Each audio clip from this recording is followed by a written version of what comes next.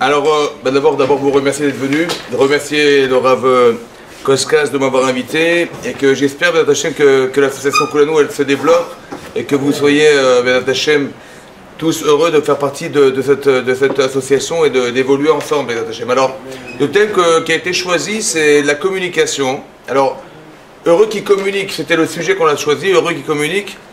L'intérêt de comprendre en quoi c'est fondamental la communication, de communiquer entre nous, en quoi il y a on va retrouver ça dans nos vies professionnelles, dans notre vie de couple, dans notre vie parentale, dans votre relation parentale, dans votre relation avec Akadosh Baruch Hu également. Il y a un système qui est la communication, on va devoir communiquer, est-ce qu'on est outillé pour communiquer? Et on va essayer à travers des preuves qui sont dans la Torah, d'essayer d'expliquer ce principe et en quoi il est fondamental pour nous. Alors au départ, déjà, vous sachiez que quand Akadosh Baruch Hu, au début de la création du monde, il crée le monde. Il crée donc tout l'univers. Imaginez-vous tout l'univers. Et dans cet univers entier, qui fait environ 13,7 milliards d'années-lumière, je ne sais pas si vous vous rendez compte de la surface, c'est-à-dire qu'une seconde, c'est 300 000 km à la seconde. Donc on est dans des millions, des milliards d'années-lumière, donc un monde gigantesque. Dans ce monde gigantesque, il a créé la Terre, et dans ce monde gigantesque, il a créé un seul homme sur la Terre. Voilà, il n'y avait qu'un seul homme.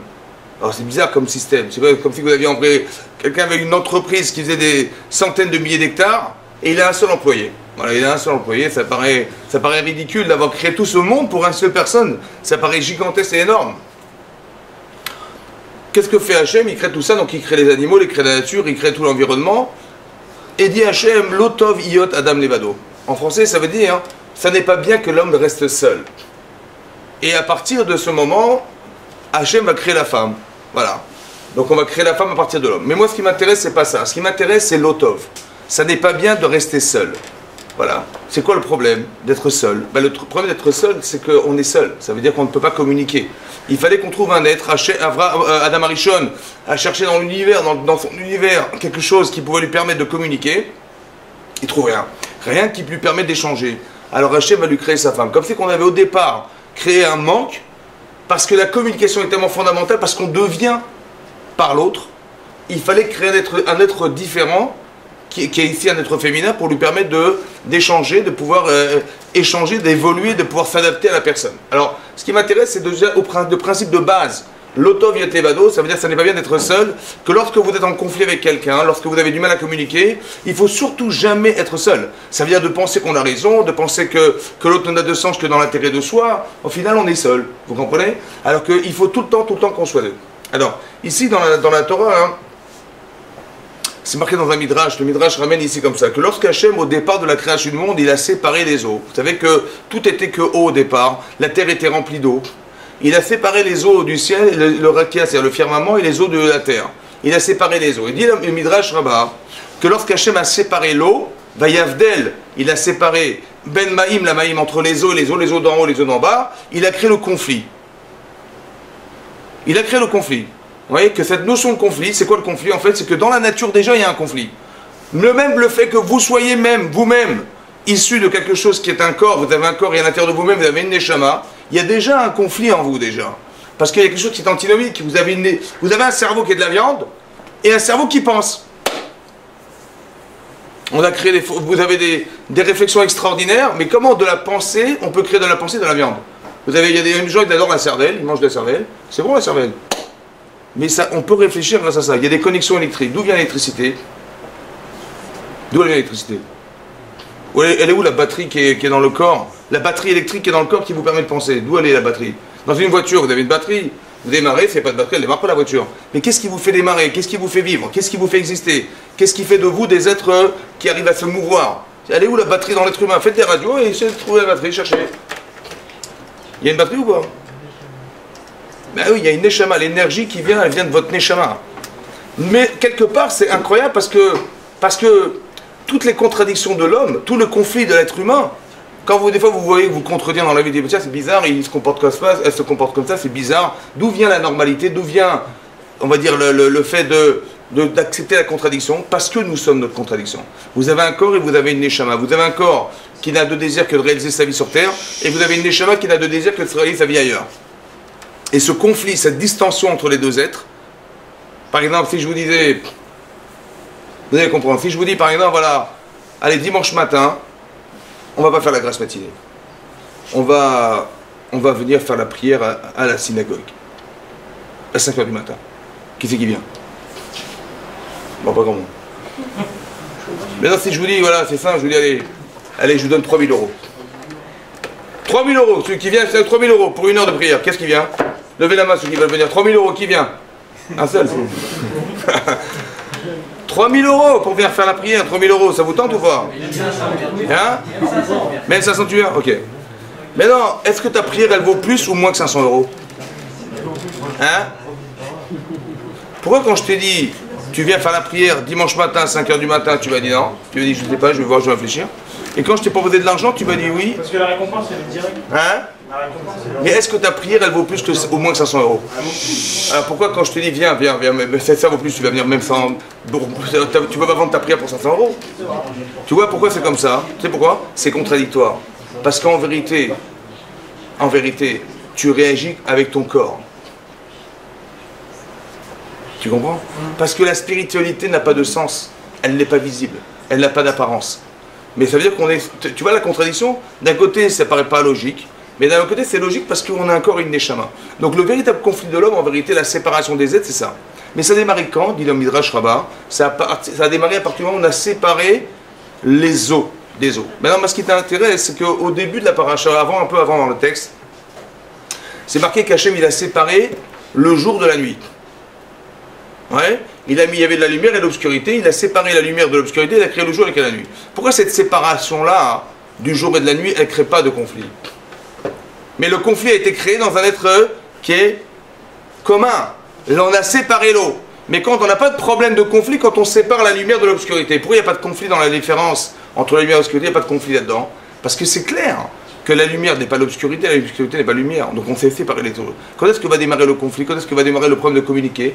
C'est quand on va être commun. Les choses sont communes. On est des êtres humains. Il y a des petites différences, mais on a un ensemble commun qui s'appelle l'être humain. C'est pour ça qu'on ça va engendrer du racisme, ça va engendrer des différences, ça peut engendrer de la haine, parce qu'on est pareil. On est des êtres humains. Pourquoi l'autre il est mieux que moi? Pourquoi elle est plus belle que moi? Pourquoi? Vous avez compris, ces différences-là, cette question posée va créer de la différence. Cette différence, ça va créer un conflit. Parce qu'on n'est pas en conflit avec des animaux. On n'est pas en conflit. Si quelqu'un il est devenu président de la République, j'ai pas de conflit avec ça. Parce que je sais que je pourrais jamais être président de la République, je n'ai pas de conflit dans ce qui ne me ressemble pas. Par contre, j'ai un problème lorsque c'est commun. C'est pour ça que la Torah dit clairement que les os, on a séparé les os qui sont des éléments communs. Là, il y a un problème. Donc, ça veut dire que vous allez commencer à réfléchir qu'au niveau de la communication entre nous, ouais, il va y avoir un désir de s'associer à ce qui nous ressemble et un problème de s'associer avec ce qui nous ressemble aussi. Alors, d'où ça sort ce problème? Alors, depuis le début de la création du monde, c'est un problème qui est déjà ancestral à la création. Déjà, le problème du conflit, de la relation, de la communication, ça démarre depuis ce moment-là. Ensuite, c'est marqué dans la Torah que lorsque Hachem a créé la lumière, vous voyez, parce que c'est marqué que le 4e jour de la création du monde, Hachem a créé la lumière. Ouais, deux méhorot en fait, deux méhorot. La lumière, pardon, le premier jour, mais les méhorot, les fameux luminaires, il a créé deux grands luminaires, dit la Torah, Shne méhorot agdolim. Un grand luminaire qui régnait le jour, qui est le soleil, et un grand luminaire qui régnait la nuit. Mais c'est marqué, juste après, c'est marqué dans le même verset, que le grand luminaire, il va régner le jour, et le petit luminaire va régner la nuit. Au début, il a créé deux grands luminaires, mais le grand, il va régner le jour, qui est le soleil, et la nuit, un petit luminaire. Pourquoi tout à coup il est devenu petit ce luminaire? Alors Rashi explique pourquoi. Parce que la lune s'est plainte auprès d'Hachem en disant: à quoi ça sert qu'il y ait deux rois pour éclairer la terre avec une seule couronne? La couronne, c'est la fonction. Ma fonction, moi, c'est d'éclairer la terre. La fonction du soleil, c'est d'éclairer la terre. Pourquoi tu as créé deux luminaires pour la même fonction? Comme ça, elle a demandé la lune à Hachem. Qu'est-ce qu'il a répondu à Hachem? Ben, il dit: on va te diminuer ta lumière. Et la lumière qu'on a aujourd'hui de la lune, elle a été diminuée parce qu'à l'origine, il y avait un conflit. Le problème de la compréhension de la différence. Pourquoi créer deux êtres pour la même fonction qu'elle éclairer la terre? Ça sert à quoi de créer deux êtres? Elle a raison la lune ou pas? Bon, qu'est-ce que lui répond Hachem? Ben, on va te diminuer. En quoi il répond? En quoi il a répondu à la question qu'on lui pose? Il aurait dû répondre: ben, t'as raison, donc on va enlever le soleil et on va t'enlever toi. T'as raison. Mais est-ce qu'on peut envisager qu'au départ, Hachem il soit trompé au départ? Hein? Alors que c'était quoi la question de la lune? Pourquoi t'en as fait comme moi? Ouais, ça sert à rien, elle a raison. Elle a raison ou pas? Ah oui. Très bien. Pourquoi tu as créé deux rois? Deux rois, ça veut dire ben, deux êtres, on va dire deux astres, qui ont de luminaires éclairants. Si au final, c'est pour éclairer la Terre, on n'avait pas besoin de deux, tu avais créé un seul luminaire qui créait le jour et la nuit. Pourquoi tu as créé deux luminaires? Comme ça demande la Lune. Et Hachem lui répond en la diminuant. En quoi le fait d'avoir enlevé sa lumière, ça a répondu à sa question? Ça a répondu à la question de la Lune qui était de savoir pourquoi tu as créé deux luminaires pour une seule fonction qu'elle éclairait la Terre. Alors j'ai pensé comme ça, écoutez bien. En vérité, la Lune, c'est quoi la différence entre la Lune et le Soleil? Il y a deux astres. Ouais. C'est quoi la différence fondamentale entre les deux? Ben l'un, c'est une boule de gaz. Et l'autre, c'est une boule de terre.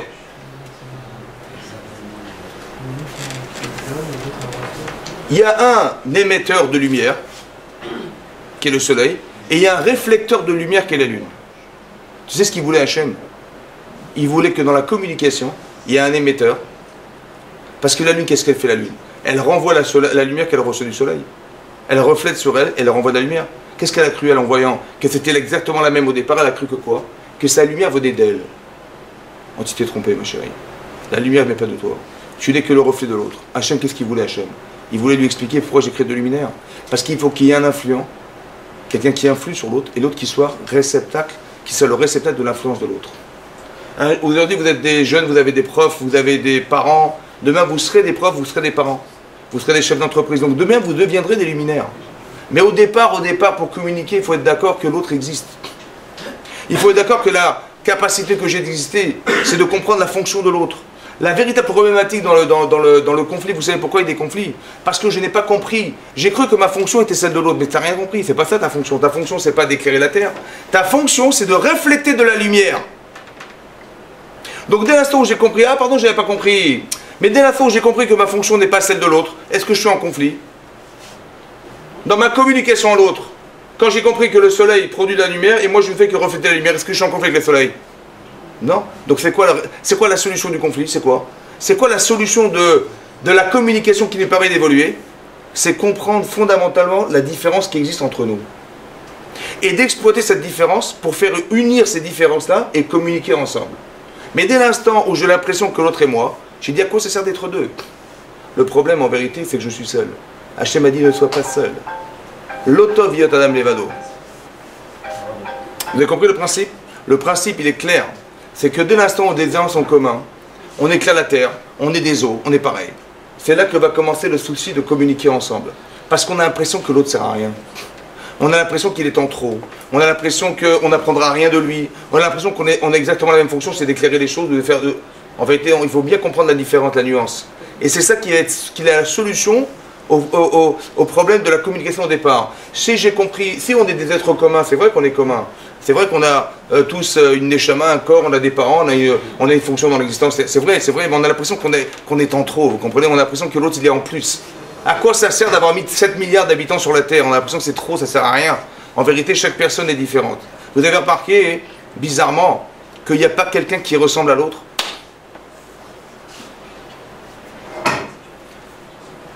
Que quand Hachem il crée le monde, il crée qu'un seul homme sur la terre, c'est pas bizarre ça? Si tu veux communiquer ou tu veux créer des choses, créer 100 millions de personnes, voilà, tu crées 100 millions, tu les mets sur la terre et on démarre un projet qui a un sens. Mais de mettre un seul homme sur la terre, ça a un sens pour vous ça? Ça a un sens de mettre un seul homme sur la terre, qu'est-ce que ça voulait dire? Un seul homme dans l'univers, qu'est-ce que ça veut dire? Qu'est-ce que c'est que la terre dans l'univers à votre? C'est quoi la terre dans l'univers? C'est quoi la terre dans l'univers? La terre dans l'univers, c'est quoi? Hein? Un grain de sable, et encore. Mais qu'est-ce que c'est qu'un homme sur la terre dans l'univers alors? Hein? C'est infiniment rien. Combien elle mesure la neshama? Combien elle mesure la neshama? L'infini. L'infini. Mais non. Quand tu regardes le corps d'un homme sur la terre, elle est infiniment rien par rapport à l'univers, c'est vrai ou pas? Et quand tu vois la neshama, est-ce que le monde est trop petit ou trop grand pour la neshama? Hein? Est-ce que le monde dans lequel on vit, il est trop petit ou il est trop grand pour la neshama? Il est trop petit. Et mon corps, le monde dans lequel je vis, il est trop grand ou il est trop petit pour mon corps? Il est trop grand. Tu as compris? Pourquoi Hachem il a créé un seul être dans l'univers? Pourquoi faire? Pour que tu apprennes une chose dans ta vie. Que Hachem il estime que tu vaux au moins l'univers. Est-ce que tu vaux rien? Est-ce que tu vaux quelque chose? J'ai dit, mais si je valais ce que je pense, et j'avais pas besoin de créer l'univers pour ça. J'aurais créé 2-3 rues à Lyon, un palmier, une plage, je sais pas, un billard, c'est bon. Hachem il a créé l'univers, c'est énorme. C'est pourquoi? Parce qu'en vérité tu es énorme. Pars du principe que tu es énorme. Tu dois au moins avoir la capacité à comprendre que si un jour tu veux communiquer avec les autres, au moins estime que tu es énorme autant que l'autre est énorme. Tu sais pourquoi? Parce que c'était fou de créer un seul être dans l'univers. Il faut que tu comprennes un jour que tu dois mériter d'être cet homme. Au départ, quand Hachem il crée l'homme dans l'univers, tout seul, il a voulu dire, ne sous-estime pas ce que tu es. Parce que tout ce que j'ai créé, c'est pour toi. Ça veut dire qu'on a la capacité à exister dans un monde aussi énorme. Est-ce que vous comprenez que dorénavant, la chance que nous avons, et la chance que vous avez, que nous avons tous, elle est énormissime. Pourquoi? Il y a combien de juifs sur la terre? Il y a combien de juifs sur la terre? Hein? 12 millions? 12, 14. Il y a combien d'habitants sur la terre? 7 milliards. Qui c'est qui veut diviser 12 millions par 7 milliards? Hein? 0,2%. Combien? 0,2%. 0, combien? Alors regarde, c'est 0. 0. Tu entends pas? C'est 0, virgule. Et on fait du bruit. 0, 0,2%. C'est 0, virgule. C'est 2 millièmes. C'est plus que les autres. Mais vous êtes juif, on a tiré au sort, vous êtes juif. Vous êtes juif. Mais vous avez vu, c'est pire que l'auto, ça. Vous avez mis 7 milliards de boules, hein, 7 milliards de boules, et Hachem il a mis la main dedans, et hop, il a tiré, comment tu t'appelles? Hein, Johan, il a pris Johan, voilà Johan. 7 milliards, tu fais partie des 15, des 14 millions de juifs. On a tiré la boule, t'as gagné de l'auto. Hein? T'as de la chance ou pas? Ok. Hachem il t'a choisi, dans sa liste il y avait ton nom. Mais non, c'est pas que tu es juif stable comme ça. C'est d'expliquer comme ça. On est juif, mais un jour on a reçu la Torah. Qu'est-ce que ça a changé pour nous? Ça a changé comme ça. Vous savez, c'est marqué, dans la paracha de Bereshit, c'est marqué comme ça. Le 6e jour de la création du monde, il y a marqué, contrairement aux autres jours de la création, c'est marqué Yom Rishon, le premier jour, Yom Sheni, le deuxième, Yom Shlishi, le troisième, Yom Revi, le quatrième, Yom Chavishi, le cinquième. Il y a marqué Yom Hashishi, le 6e. Le 6e, c'est quoi le 6e?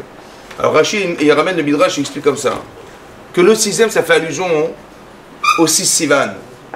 Le 6 Sivan, c'est le jour du don de la Torah. Le jour où on a entendu les 10 commandements. Hachem, il a dit comme ça. Comme ça, la Gemara dit dans Shabbat, et comme ça, Rachid ramène. Hachem, il a dit à la création du monde, un jour, le 6e jour, les Bnei Israël vont accepter la Torah. S'ils l'acceptent, vous continuerez à vivre. Et s'ils la refusent, le monde, il retournera à les Tohu Bohu. Tout cet univers, il explose. Pourquoi? Parce que quel intérêt d'avoir créé tout ça si les Bnei Israël n'acceptent pas la Torah? Indirectement, ça veut dire que quand vous faites des mitzvot, c'est vous qui permettez à la terre de tourner. La raison d'être de la création au départ, vous avez la chance d'avoir été tiré au sort et de faire partie des gens qui vont pouvoir communiquer avec Hachem et qui vont permettre de donner un sens à ce qu'il a créé un jour. Est-ce qu'on a le droit de négliger ce rapport qu'on a avec Hachem et ce moyen fantastique de communiquer avec lui? Unique! Tous les gens, les 7 milliards d'autres que vous voyez sur la Terre, ils n'ont pas la chance que vous avez. Si demain, vous aviez un super copain qui a fait l'école avec vous et qui est devenu le maire de la ville de Lyon, ça vous intéresse ou pas? Pour les copains, pour les appartements? Ça peut aider? Bon. Si vous avez votre meilleur copain, il est maire de Paris. Si votre meilleur copain, il est devenu le président de la République. Si votre meilleur copain, hein, c'était le président des États-Unis, ça vous intéresse ou pas? Maintenant, si votre meilleur copain c'est Akadosh Baruch Hu, ça vous intéresse ou pas? Ça vous intéresse ou pas? Dites-moi, les filles, est-ce qu'il y a une fille qui fait la prière ici? Vous faites la prière? Est-ce que dans ta vie, un jour dans ta vie, tu as réussi à faire une prière sans te déconnecter? Que tu démarres, tu dis Hashem Sadeh Iftar, et après tu arrives à rester dans le texte ou tu t'envoles? Tu t'envoles? Qui c'est qui arrive à tenir le texte? Ça dure combien de pages? Combien de pages c'est la prière? Combien c'est la prière? 5 pages. On commence, on n'arrive pas à tenir. On démarre la prière, on n'arrive pas à communiquer avec Hashem. C'est bizarre, non? Harry Potter, tu le démarres, il fait 700 pages, tu le début à la fin, tu te lâches pas. Mais la prière, c'est 5 pages, on n'arrive pas. Comment c'est possible? Pourquoi les Sarah s'acharnent sur la communication qu'on a avec Hashem? Pourquoi ils s'acharnent à nous empêcher de communiquer avec lui? Pourquoi ils s'acharnent? Si un jour un type il dit, ouais, c'est l'invention des rabbins, il sera c'est bidon, tout ça. Je dis, il n'y a pas de problème. Tu crois pas, il n'y a pas de problème.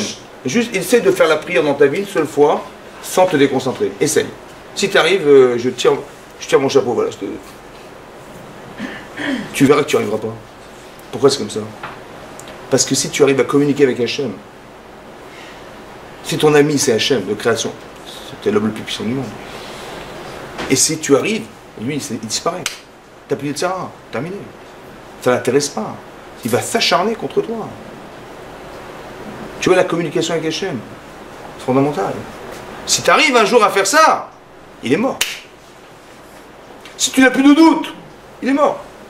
Mais si tu arrives à te concentrer dans ta prière jusqu'à... Parce que tout ça, ça a été créé pour toi. Ça veut dire que maintenant, on a compris un principe de base. Que je suis obligé de considérer que je suis quelque chose. Vous avez vu, regardez par exemple, un étudiant. Comment il s'habille? Un étudiant. Ben, il a un jean troué. S'il n'est pas troué, il ne le met pas. Ben, c'est comme ça. Il faut qu'il soit troué. S'il n'est pas troué, ça ne se met pas. On n'est pas... Maintenant, quand il va devenir avocat, il va avoir son diplôme, il a reçu le diplôme, qu'est-ce qu'il fait? Il fait partie de... Je sais pas, il a trouvé un poste à la banque. Ouais. Comment il va s'habiller avec son jean troué? Avec un jean troué. Hein? Avec un costard, sa cravate, il va venir au boulot. Je sais pas quoi, hier, tu avais le jean troué, aujourd'hui, tu n'as plus de jean. Qu'est-ce qui s'est passé? Je dis, bah, attends, je suis en entreprise. Mais pourquoi aujourd'hui tu te considères alors qu'avant tu ne te considérais pas? On a réussi à faire que la mode, ouais, le type on l'a rendu un clochard, carrément, le type clochard, quoi. Et le type, s'il n'est pas un clochard, il sort pas dans la rue. La communication, c'est fou. Et coup à coup, le type il a son diplôme, il change de costume, il change de façon de vivre, mais pourquoi? Parce que tu es devenu important. Pourquoi tu as besoin d'attendre dans ta vie d'avoir des diplômes et de réussir ta vie professionnelle pour commencer à t'habiller différemment? J'ai pas compris. Quand tu vois rien dans ta vie, tu vois rien. Mais tu es énorme en fait. Tout ça, il a fait exprès Hachem de créer un homme tout seul, vous avez compris ou pas? Parce que tu vaux la peine d'avoir créé le monde pour toi. Tu vaux la peine. C'est ça que ça veut dire. Après, qu'un homme puisse exister seul, c'est pas possible. Pourquoi? Parce qu'on existe par les autres. Nous, on croit que l'indépendance, c'est d'être seul. Tu vois? Mais en vérité, vous allez comprendre que d'arriver à un niveau d'indépendance, ça passe forcément par les autres. Parce qu'un jour, tu as été à l'école, et s'il n'y avait pas l'école, tu ne serais pas venu. Un jour, tu as dû apprendre la Torah, si tu n'avais pas un Rav, tu n'aurais jamais pu apprendre. Un jour, tu t'es marié, si tu n'avais pas ta femme, tu ne serais pas marié. Et si tu n'avais pas eu des enfants, tu ne serais pas père. Et si tu n'avais pas eu des petits-enfants, tu ne serais pas grand-père. Donc on existe par les autres. Il y a une grande erreur de croire que l'indépendance, c'est d'exister par soi-même en soi. Le produit de la communication fait de nous des êtres indépendants. Maintenant, tu as une formation, donc tu dépendais de ton maître, tu dépendais de ton professeur, tu dépendais de ta formation. Maintenant, tu as des compétences. Et plus tu crées des liens, et plus tu deviens compétent. Plus tu communiques, plus tu deviens compétent. Et la communication te permet d'évoluer. Et là, tu atteins un niveau d'indépendance. L'erreur fondamentale, c'est de croire qu'on est indépendant sur les autres. C'est pas vrai. L'otov yot adam levado. Ça n'est pas bien d'être seul. Mais quand on croit qu'on a raison, au final, on est seul. Il faut comprendre derrière tout ça qu'il y avait quelque chose de très fort à comprendre au départ. Vous avez compris que lorsque, finalement, on est en conflit avec quelqu'un et qu'on a du mal à communiquer parce qu'on est trop timide, parce qu'on n'a pas de personnalité, parce qu'on n'a rien à dire, parce qu'au final on est seul, on n'est rien, on est vide. Il faut absolument comprendre derrière tout ça qu'il faut savoir au départ qu'on est quelque chose. Et quand on a cette forme d'importance de soi, on n'a pas le droit de se négliger. parce qu'on doit communiquer, on représente quelque chose d'énorme. Et ça, on a le droit de le valoriser. Donc ça, c'était en rapport avec le principe de, au départ, qui est la communion entre, au départ, Hachem et toi, et aussi de comprendre qu'au départ, Akadosh Baruch Hu, il voulait qu'on soit dans la communication, qu'on puisse évoluer avec un être différent de soi. Par exemple, les conflits qu'il peut y avoir dans les couples. Ouais. Entre un garçon et une fille, comment ça se passe? Au début, c'est super. Après, les gens, quand ils se marient, commencent à avoir ce qu'on appelle le chambé de la paix des ménages. Ouais. Pourquoi il y a des conflits? Pourquoi il y a des conflits? Et pourquoi ça ne se solutionne pas des fois? Pourquoi? Alors, je vais vous expliquer au départ. Pour comprendre le problème du couple au départ, je pense que c'est intéressant tout le temps dans la Torah de voir l'origine. Où est-ce que dans la Torah, on parle de ces sujets au départ? Après, c'est décanté, mais au départ, il y a tout au départ. C'est comme un embryon, il y a tout dedans, ça va? Après, il va grandir, il va se développer, mais tout est dans la source. Alors, vous allez comprendre qu'au départ de la création, qu'est-ce qui se passe? Hachem, il va créer une femme à partir de l'homme. Mais les mots utilisés dans la Torah sont très importants, parce que c'est là qu'on va voir la nature des personnes. C'est marqué dans la Torah que lorsque Hachem, il a dit à Adam Arishon, il a dit, voilà, écoute, j'ai créé le monde, tu peux manger de tous les fruits qui existent, tout ce qui est sur la terre tu peux consommer, sauf un arbre.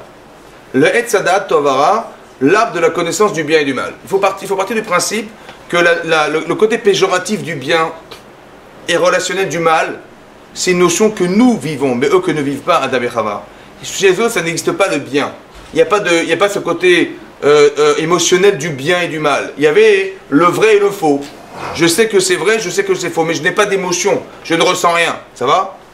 Mais dans cet arbre-là, il y avait la connaissance du bien et du mal. Qu'est-ce qui s'est passé? Dit la Torah, le Nachash, le serpent, il a tenté Chava en lui disant, hein, voilà, cet arbre, tu vas le manger, mais en le mangeant, tu verras que d'abord il est Tov, il est Nechmad, et il est Naïm. Des termes émotionnels. Et elle était attirée, elle, par ce qui est beau à voir, par ce qui est agréable à voir. Ouais. Qu'est-ce qui pourrait lui permettre d'atteindre quelque chose qui fait que le Satan dit, si vous allez manger cet arbre-là, vous allez devenir des gens capables de créer des mondes comme Hachem, il crée des mondes. C'était tentant. Elle a été touchée par cet émotionnel. Elle a été tentée, elle a craqué, elle a mangé du Etz Hadat. Mais qu'est-ce qu'elle a fait après? Elle a donné à son mari, à Adam. Pourquoi, dit la Torah? Elle a consommé et elle a donné à son mari. Dit Rashi pourquoi? Parce que, et ça fait partie de la nature féminine, il faut bien comprendre, je vous donne des principes, après on va réfléchir. C'est marqué là-bas qu'elle a donné, pourquoi elle a donné à son mari? Parce qu'elle a dit, mais moi je sais que je vais mourir. Je ne sais pas quand je vais mourir. Mais mon mari, il ne va pas mourir. Et on va être obligé de reconstituer une femme pour que le monde continue à vivre. Alors il ne faut pas que mon mari vive. Elle lui a donné du Etz Hadat. Ça va? Et il faut qu'il meure avec moi. C'est ce qu'elle a dit. Elle a dit, je ne vais pas... Elle ne voulait pas se retrouver seule, mais le mauvais côté de la solitude. Et donc elle a dit, je vais donner à mon mari à manger, et de façon à ce que je ne souffre pas de cette différence, et que je ne souffre pas du fait que mon mari va épouser une autre femme que moi. Donc elle était jalouse. Il y avait une partie égoïste dans sa relation à son mari, et donc elle est capable de lui donner à manger pour qu'il meure avec elle. Vous avez compris? Ok. Maintenant, quand Hachem il a vu qu'ils avaient consommé du Etz Hadat Tovara, il a dit à Adam, pourquoi tu as mangé du fruit de la connaissance du bien et du mal? Il a dit, mais c'est la femme que tu m'as donnée qui m'a tenté. Va au chal et je mangerai. Et là-bas, les Chachamim d'expliquer que si demain elle revient, elle me retente encore, je remangerai encore. Incroyable. Alors qu'Hachem leur a téléphoné en disant de ne toucher à rien. Ils ont été capables de transgresser la volonté d'Hachem. Et il a dit à Adam que si elle revenait demain me reproposer, j'accepterai. Va au chal, au futur, je remangerai. Qu'est-ce qu'il a dit Hachem? Il s'est adressé au serpent, il s'est adressé dans la communication, il s'est adressé à la femme et à l'homme. À la femme, qu'est-ce qu'il a dit? Qu'est-ce qu'il a dit à la femme? Vous vous rappelez ce qu'il a dit ou pas? Alors je vais vous lire ce qu'il a dit, on va essayer de comprendre ensemble. Voilà. El Aïcha Amar, à la femme il a dit, Arba Arbe Etzboner. Multiplier, tu multiplieras ta souffrance. Alors Rachid expliquait c'est quoi la souffrance? C'est le fait d'éduquer ses enfants. C'est dur d'éduquer ses enfants. Ça fait partie d'une souffrance de femme au départ de la création. Et Roner, dans ta grossesse, ça va être difficile. Ouais, tu as une grossesse qui va être compliquée. Au début, avant qu'elle faute, Rava, elle tombait enceinte le jour où elle a couché. Et là, ça prend, il y a une gestation de 9 mois, mais les vomissements, et les nausées, les machins. Cette problématique-là, elle vient de là. Ouais, c'est bonheur.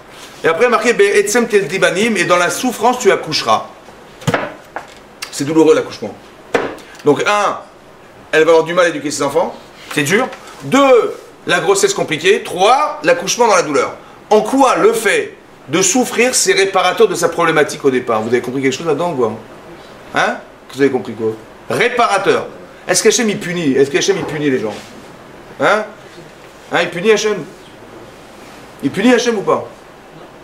C'est sûr? Alors il fait quoi là? Hein? C'est-à-dire, ouais, la femme, l'accouchement c'est hyper douloureux. Ouais. En quoi c'est réparateur de son problème personnel? En quoi c'est réparateur? En quoi ça va la faire réfléchir, madame, qu'elle a fait une erreur d'avoir de la manger à son mari? Hein? Il a puni Moshe. Comment? Il a puni Moshe.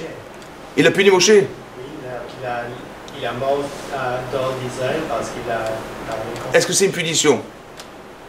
Quelqu'un qui n'a pas eu la capacité d'atteindre quelque chose, est-ce qu'il est puni? Quelqu'un, il n'a pas travaillé, il n'a pas bien travaillé, il n'a pas bien révisé, machin, il a raté le bac, il a raté ses examens. Et le pauvre, il a été puni.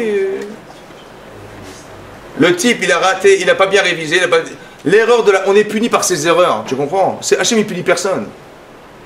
Mais en quoi le fait d'accoucher dans la douleur, c'est réparateur de la problématique qu'Achava a eu de donner à manger à son mari? Quel est le rapport? Hein? Tu as compris? C'est mon troisième langue, Kind. Alors écoute-moi bien. Regarde la logique, écoute-moi bien. Pourquoi elle a donné à manger à son mari? Pourquoi elle a donné à manger à son mari? Hein? D'accord. Mais pourquoi elle l'a tué? Mais pourquoi tuer? Pourquoi t'es bouché? Pourquoi elle l'a tué? Elle a tué. Elle n'a pas dit pourquoi elle a tué son mari parce qu'elle est jalouse. Pourquoi elle l'a tué? Parce que la souffrance qui engendre que le fait que son mari se marie avec une autre femme qu'elle, c'est impossible. Il faut qu'il meure et ne pas que je souffre. Maintenant, Hachem dit, ta seule réparation, c'est est-ce que tu es d'accord de souffrir pour faire vivre? À la différence d'avoir tué pour ne pas souffrir. Ton égoïsme de femme, au départ, qui est de dire non, non, non, non, il ne faut pas qu'il se marie avec une autre femme que moi, c'est impossible.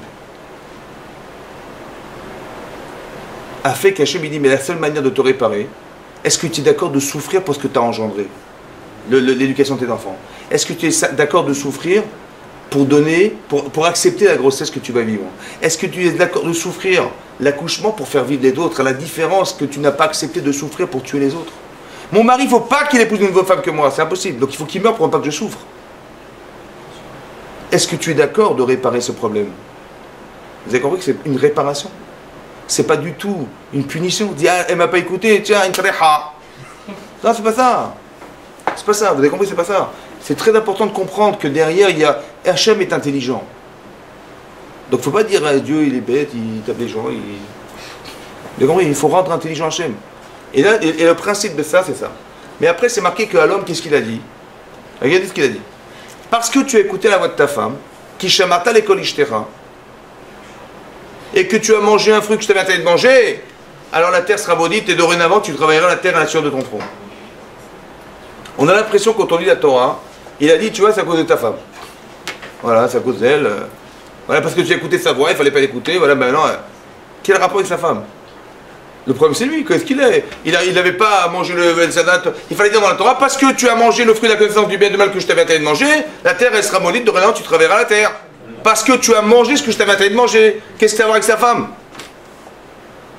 Vous avez compris? Alors de là j'ai compris un truc. Écoutez bien. La différence à comprendre, la différence entre un homme et une femme, c'est qu'une femme est émotionnelle. Pourquoi elle est émotionnelle? Beaucoup plus qu'un homme. Par exemple, une femme qui voit une araignée sur son oreiller, qu'est-ce qu'elle fait? Hein?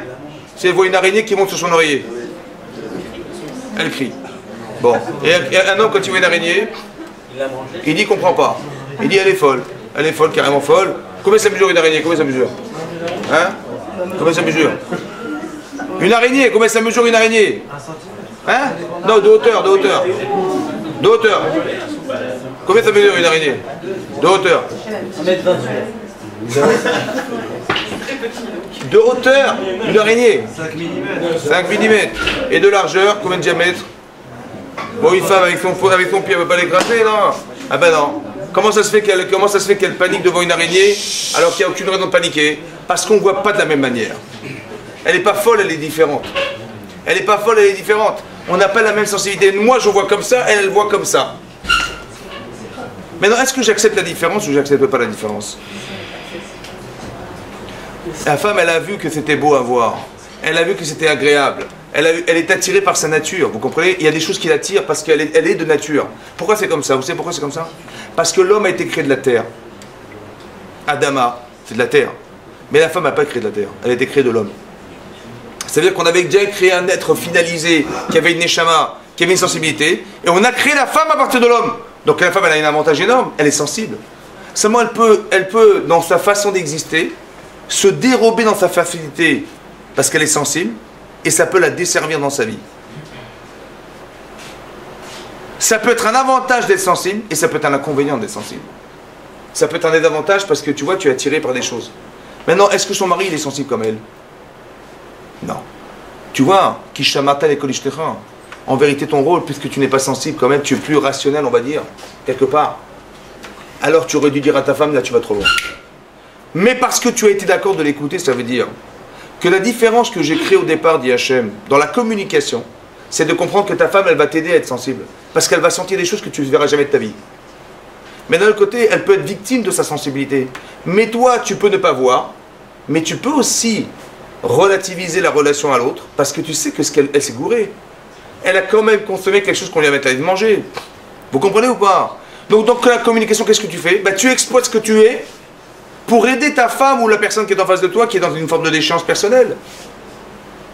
Vous comprenez? C'est ça qu'Hachem il a dit. Parce que tu écoutais la voix de ta femme, ton erreur, c'est quoi ton erreur? Tu aurais pu l'aider. Pourquoi tu l'as écouté? Tu aurais dû dire, dis stop. Là, tu vas trop loin. Et tu n'as pas joué ce rôle de mari. Tu n'as pas joué le rôle communicant de celui qui est capable de corriger la personne qui est en face de toi alors qu'elle est victime de son émotion. Vous comprenez ça? C'est ça qu'Hachem il a dit. Parce que tu as écouté la voix de ta femme. Tu n'es pas femme, toi. Donc tu aurais été en tant qu'homme de redire à ta femme, écoute, là tu vas trop loin. Là, ce que tu me proposes de faire est contraire à ce qu'Hachem doit te proposer. Mais tu dis, mais c'est tentant, c'est vrai. Tu as raison, c'est tentant. Mais tu vois bien que tu vas contre. En vérité, on va perdre tous les deux. Il aurait dû la raisonner. Il n'a pas raisonné sa femme. Il a écouté sa femme. C'était ça son problème. Ça va? Dans le désavantage qu'elle avait, elle, dans son émotion personnelle. Ça, c'est du côté, vous avez compris, que du côté. Ça veut dire qu'au fond, qu'est-ce que ça veut dire au niveau de la communication? C'est comme ça. Tant qu'on n'accepte pas la différence qui existe entre deux êtres, et qu'on n'est pas capable de conjuguer ces différences, on va avoir un problème. Tu dis une femme elle est sensible, l'homme l'est moins. Ça va? Mais est-ce qu'on est différent? Ouais. Mais cette différence, ça va poser un problème un jour. Parce qu'on est différent. Si par exemple dans un couple, un homme reste un homme et une femme reste une femme, c'est une catastrophe. Parce qu'une femme, elle dirait, mais mon mari ne comprend rien. Il ne me comprend pas en tant que femme. Et le mari dit, mais elle ne comprend rien. Elle ne me comprend pas en tant qu'homme. Alors qu'est-ce qu'il faut faire? Qu'est-ce qu'il faut faire pour communiquer? Par exemple, demain, vous partez en Chine. Ça va? Vous êtes muté à Shanghai avec votre famille. Vous partez à Shanghai. Vous connaissez Shanghai? Moi, je ne connais pas Shanghai. Vous partez en Chine. Vous partez là-bas à Shanghai.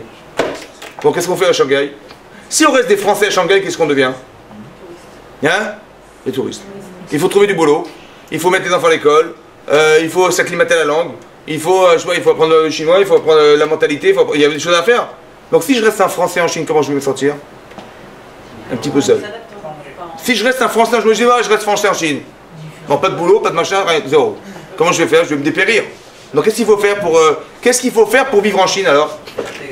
Hein? C'est-à-dire qu'est-ce qu'il faut faire? Dis-moi concrètement, il faut faire quoi? Il faut apprendre le chinois. Il faut apprendre la mentalité chinoise, il faut connaître le quartier, il faut savoir du boulot, il faut savoir sur les écoles, il faut savoir, oui. Donc tu t'adaptes ou pas? Mais quand tu es en couple, si tu ne commences pas à rentrer dans le féminin, à raisonner au féminin, à réfléchir féminin, à te sensibiliser au féminin, tu restes un homme. Mais tu vas souffrir. Et tu vas faire souffrir. Est-ce que vous comprenez? Si une femme, elle reste femme, elle n'essaie pas de comprendre le besoin d'un homme, la différence qui existe dans le masculin, mais son mari va souffrir. Vous comprenez pas? Parce qu'il n'y a pas d'adaptation.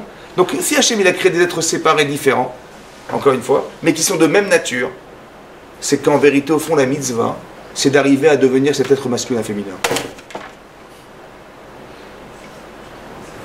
Comme c'est marqué dans la Torah. Vaïvra Elohim et Adam. Hachem a créé l'homme. Betselem Elohim Baraoto, à son image. Rachid expliquait que si vous avez un cerveau pour réfléchir et pour analyser, c'est en ça qu'on est à l'image d'Hachem. Parce qu'Hachem pense, et vous êtes d'être pensant, masculin, féminin. C'est à ça qu'on est à l'image d'Hachem. Et après il est marqué Zachar ou Nekeva Baraotam. Mâle et femelle, il les a créés. Mais non, il a créé un homme tout seul, a priori. Pourquoi il a marqué mâle et femelle? Parce qu'il faut comprendre comme ça. Dans chaque homme, il y a une femme potentielle. Dans chaque femme, il y a un homme potentiel. Quand vous faites le choix d'une femme, tu dis mais c'est elle, ma femme, c'est elle que je vais épouser, mais d'où tu sais? Peut-être dans 20 ans, elle va te rendre malade. D'où tu sais que c'est elle? Parce qu'au fond, cette femme, tu la portes en toi. Et ce mari-là, c'est lui ton mari. D'où tu sais? Parce que tu le sens. Maintenant, qu'est-ce qu'il faut faire? Si je reste femme, et je n'arrive pas à introduire en moi cette capacité à aussi être homme, ça veut dire quoi? M'adapter au masculin, réfléchir masculin, ben il y a un problème, je ne serai pas un couple. Et si je suis un homme, et je ne comprends pas le féminin, en général, et ma femme en particulier, je ne la comprends pas, on ne va pas s'entendre. Vous avez compris ou pas? Parce que c'est comme si on vivait à Shanghai. Elle est complètement différente de moi, je suis différent, je ne suis pas une femme. Mais si je n'arrive pas à comprendre le féminin, je n'arrive pas à m'adapter à la notion du féminin, comment on va communiquer un jour? On va être en conflit évidemment. C'est comme ça qu'un type me parle chinois, je comprends rien, j'ai envie de casser la figure. Ouais, il parle chinois, je comprends rien. Vous avez compris ça? C'est-à-dire que dans la communication au départ, on a créé des êtres séparés pour que justement on arrive à communiquer et devenir l'autre. On va s'enrichir par l'autre. En quoi on va s'enrichir? Voilà. Qu'est-ce qui a l'intérêt un homme? Ouais. Qu'est-ce qu'il va gagner d'avoir une femme à la maison? Qu'est-ce qu'il va gagner au niveau de la sensibilité d'avoir? Qu'est-ce qu'il va gagner? Et qu'est-ce qu'une femme elle a gagné si je n'ai pas compris ce principe, j'ai un problème de communication au départ de couple. Évidemment. J'ai choisi de me marier et de jouer parce qu'il faut avoir des enfants, il faut avoir un foyer comme tout le monde. C'est ça, c'est tout, basta. Mais non. Faut que tu comprennes que ça va plus loin que ça. Qu'est-ce que tu gagnes? Voilà. Alors écoutez bien. Sarah, dans la Torah, Sarah Imeno, elle n'avait pas d'enfant. C'était une femme stérile. Ils sont arrivés en Israël. Et au bout de 10 ans, dit la Torah, après 10 ans d'avoir vécu en Israël, elle a vu qu'elle n'avait toujours pas d'enfant. Elle a dit, même le shrou d'Israël n'a pas suffi. On n'arrive pas à engendrer avec mon mari. Qu'est-ce qu'elle a fait? Qu'est-ce qu'elle a fait, Sarah? Elle a fait un truc incroyable. Elle a dit, j'ai ma servante. C'est quoi ma servante? C'est pas sa femme de ménage. Hein. C'était qui Agar, c'était... Agar, c'est qui Agar? Agar, c'était la princesse d'Égypte. Quand ils sont partis en Égypte, Abraham et Sarah, après qu'il y avait la famine en Israël, ils ont été là-bas, ils ont été reçus par Paro. Et il a vu qui était Abraham et qui était Sarah. Il a dit à sa fille, mais tu n'as rien à faire chez moi. Je préfère que tu sois une servante, une étudiante chez Abraham et Sarah, que tu sois une gvirta, une princesse en Égypte. Tellement il a été impressionné par ce couple. Et donc Sarah, elle a pris sous sa tutelle, elle a pris Agar, qui était sa meilleure élève. Et quand elle a vu qu'elle n'avait pas d'enfant, qu'est-ce qu'elle a dit? Un truc incroyable. Elle a dit à son mari, tu vas te marier avec ma meilleure élève, et peut-être qu'on construira par elle quelque chose. Peut-être je construirai par elle. Mais dans ce qu'elle a fait, c'est féminin ou pas? Est-ce qu'une femme elle a un problème de couple avec son mari, elle n'a pas d'enfant, elle dit bah écoute, il n'y a pas de problème, je vais te trouver ma copine. Hein? C'est féminin ou pas ça? C'est quoi ce comportement là? Elle a dit voilà, j'ai trouvé la servante et peut-être qu'on construira un ou deux, un ou trois à cause. Hein? Ou là, qu'est-ce qu'elle a dit? Ah peut-être, écoutez-moi bien. Chava, qu'est-ce qu'elle a fait pour ne pas que son mari épouse une autre femme qu'elle? Elle l'a flingué. Elle a dit, tu sais pourquoi on n'a pas d'enfant? Peut-être que mon problème, c'est le problème de Chava. Et que la solution, c'est qu'on va construire une triangulaire. Ce que Chava a refusé. Dans la communication, ça veut dire que peut-être mon problème en vérité, c'est que j'ai cru qu'on devait être deux. Mais peut-être que mon problème de fond, je porte Chava en moi. Peut-être que mon problème, c'est de solutionner le problème de Chava. Je vais accepter qu'on soit trois. Ça veut dire qu'il y a une triangulaire et peut-être je le construirai par elle. Ça veut dire quoi construire par elle? C'est avec la 3. Dit la Torah après, elle va effectivement tomber enceinte, Agar. Mais il y a un problème qui va se créer entre eux, c'est quoi? C'est qu'Agar, elle va se vanter d'être tombée enceinte et elle va dire au final, c'est qui la tzadékette? Si c'était Sarah, ma maîtresse, elle aurait dû avoir des enfants depuis longtemps. Mais Hachem, il m'a donné à moi des enfants, donc c'est qui la tzadékette? C'est moi la tzadékette, c'est moi. Elle s'est vantée. Qu'est-ce qu'elle a fait, Sarah? Elle a été voir Abraham. Elle a dit, je comprends pas, elle a dit un truc, je vais vous dire ce qu'elle a dit, vous allez me dire ce que vous en pensez. Regardez le comportement d'une femme et le comportement de Sarah. Je vais vous lire, vous allez me dire ce que vous allez comprendre. Je crois que j'ai marqué là. Je trouve que autour de la référence. Dans Parashat Lech Lecha.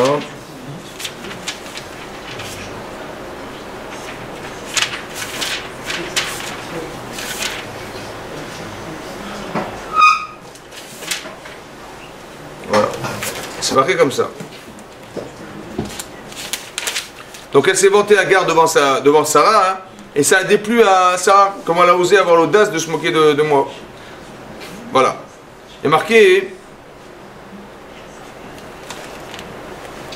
Vatomer Sarai al Avram.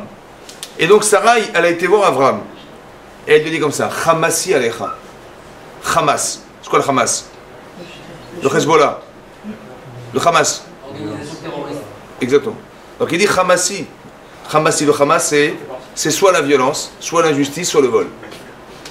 Ouais, quand il y a marqué Vatimale Aretz Hamas, la terre était pleine de vols à l'époque du déluge.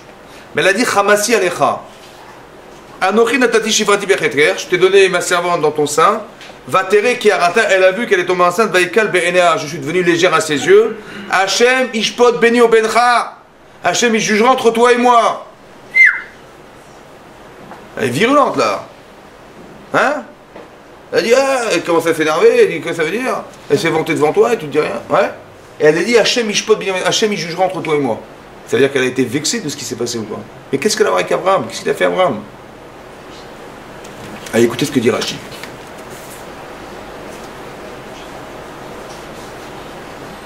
Rashi dit comme ça. Donc ce passouk qu'il est... Batéré qui a raté... D'accord. Alors Rashi est là, c'est passouk est. Alors je vous lis Rashi.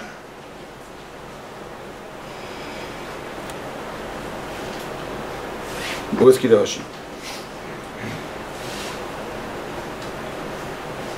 Ah oui, je ne le trouve pas. Hamasi alecha. Hamas a souili. L'injustice qui m'est faite. Ani matila onesh. Je t'impose la punition sur toi. Il dit, écoutez ce qu'elle a dit. Kishit palatalak jbochu. Quand tu as prié Hachem, parce que juste avant dans la paracha d'Lech Lecha, Avram il a fait la guerre contre 4 rois. Vous vous rappelez de ce passage? Ouais. Et Hachem lui dit, voilà, je t'ai sauvé la vie. Et toi, il a dit, mais à quoi ça sert? Il a dit Avram. À quoi ça sert tout ce que tu m'as donné? Ve'ani olech hariri, et je me déplace sans enfant. À quoi ça sert tout ce qui m'a fait les miracles, les machins, tout ça? À quoi ça sert puisque je n'ai pas d'enfant? Regardez ce qu'elle a dit sa femme. Quand tu as prié Hachem, tu as dit Matitani vanochi olech hariri. Tu dis mais qu'est-ce que tu m'as donné tous ces miracles? À quoi ça sert? Je n'ai pas d'enfant. Et dit Loïd palata il alecha. Tu n'as prié que pour toi. Vaya lechalid palal shnenu. Tu aurais dû prier pour nous deux. Et je serais tombé enceinte avec toi, j'aurais été rappelé avec toi. Vous savez ce qu'elle est en train de dire, Sarah? Et tu sais pourquoi je peux tomber enceinte? C'est pourquoi? C'est une injustice. Pourquoi? Parce que tu dis Annie. Je n'ai pas d'enfant. Quoi, je n'ai pas d'enfant? Moi, je suis où là-dedans? C'est pour ça qu'Hachem ne me donne pas d'enfant. Parce que je ne suis pas dans ta tête. On n'est pas un couple. Vous avez compris ça? C'est qui là? De qui on parle là? C'est qui là? De qui on parle? Hein? On parle de Sarah et de Avram. Avram, c'est quoi sa qualité essentielle? C'est quoi? La modestie. La modestie, le partage. Il prête de sa chemise pour les autres. Oui, non. C'est pas qu'en couple, il n'est pas en souffrance de la souffrance de sa femme, c'est dingue. Hein? Et mais tu dis Annie, c'est quoi Annie? Tu dis je n'ai pas d'enfant. Mais nous n'avons pas d'enfant. Quand tu dis je, ça veut dire que je suis exclu. Donc Hachem, il voudrait bien m'en donner, mais il ne peut pas parce que tu dis je. Vous avez compris ce qui est marqué là? C'est un truc de malade ou pas? Comme c'est que ma femme me servir des enfants. Ah ben j'ai pas de voiture, j'ai pas d'enfant, j'ai pas de machin. Mais ta femme, c'est pas une machine à faire des gosses. Vous avez compris ça? Comme si qu'il n'était pas assez féminin. Elle lui dit, mais tu aurais dû sentir ma souffrance. Tu aurais dû sentir que je souffre d'avoir des enfants, de pas en avoir. Au lieu de me dire, va voir le gynéco, va voir tes machins, va te débrouiller. T'as pas d'enfant, mais c'est pas un problème, je suis pas médecin, moi. Pourquoi tu portes pas la souffrance de ton épouse? Pourquoi tu communiques pas pour comprendre qu'elle est en souffrance? Et de comprendre sa souffrance pour prier avec elle, pour elle. Pourquoi? Tu comprends ça? La communication. Ça veut dire de pouvoir communiquer pour arriver à devenir une autre personne. Quelqu'un d'autre, quelqu'un qui est sensible. Elle a dit, pourquoi tu pries? Ça, c'est une explication. Deuxième explication, donc ça, c'est l'injustice, le vol. Il dit, Atachomea bisdioni veshotek. Tu entends ma honte et tu te tais. Tu m'as volé tes mots. Regardez ce qu'elle a dit, Sarah, son mari. Tu entends que j'ai la honte de moi, devant moi, là. Et tu réagis pas, tu ne dis rien devant elle. Comme si que tu comprenais que finalement, peut-être qu'elle a raison. Mais ce bisayon, cette honte que j'ai eue, comment tu la supportes? Je ne comprends pas comment tu la supportes. Je suis ta femme, comment tu la supportes? Tu ne réagis pas. Ça veut dire quoi? Ça veut dire que tu ne vis pas ce que je vis alors. Ça veut dire qu'on est pas, on est deux, il n'y a aucun tronc commun. Qu'est-ce que ça veut dire ça? Ben je dis, ben c'est normal, t'es femme, moi je suis un homme, j'ai pas besoin. Je sens pas ce que tu ressens, je suis pas une femme, j'ai pas cette problématique de femme. Je dis, mais non, tu devrais l'avoir. C'est ça qu'elle lui dit. Puisqu'on est un couple, on devrait communiquer. Ça veut dire que si je suis en souffrance, j'attendais que mon mari puisse m'aider. Comme Adam aurait dû aider sa femme à lui dire, mais tu vas trop loin. Ta sensibilité te dérange, elle te dessert, parce que tu vois bien que tu es sensible et ça te crée un problème. Vous avez compris ça? C'est ça communiquer. C'est de comprendre l'autre. Comme par exemple, le premier crime de l'humanité c'est quoi? Caïn et Abel.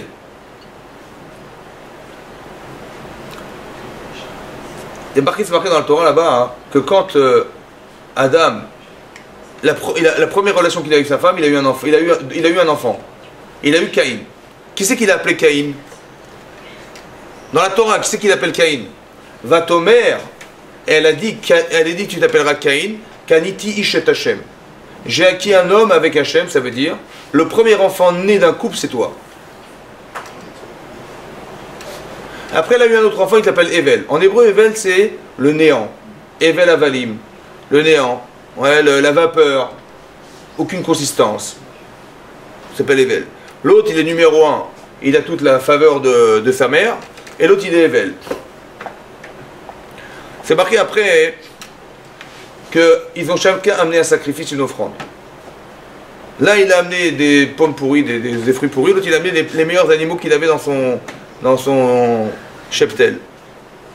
Hachem, il a agréé l'offrande de Evel, il a refusé celle de Caïn.